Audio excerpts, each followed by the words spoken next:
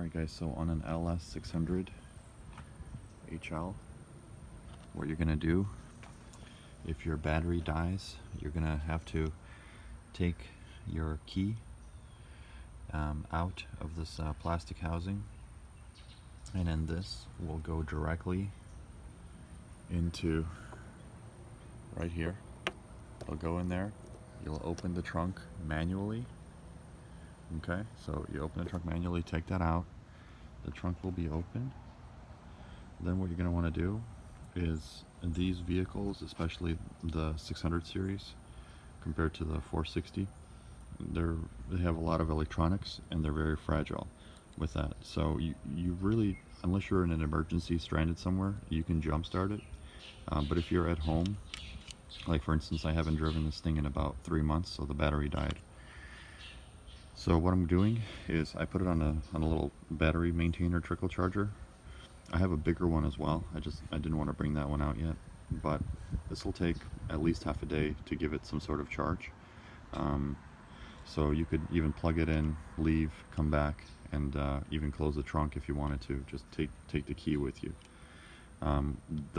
This way is good because you're slowly charging the battery, right? You're not giving like a jolt to the entire system, which could harm some electronics. It probably won't do anything, but in my case, what I'm doing is I'm putting on a trickle, and as you can see, it is charging right there. So it's very slow. It's only it's a 1.5 amp.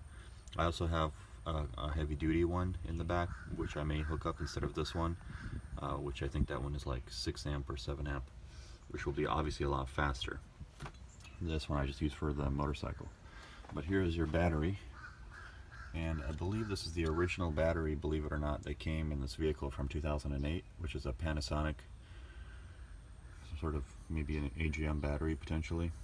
All you do is you just take this cover off, you hook the positive to the positive with the red, negative to the negative, right? Be careful not to touch them together in any way.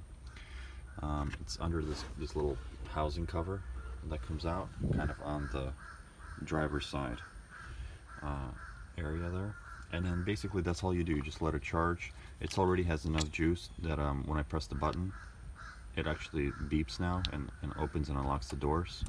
And believe it or not, it's only been like 30 minutes that it's been charging. So I think in about another 2-3 hours it'll have enough juice to charge the vehicle enough so that I can start this thing. And yeah, that's it.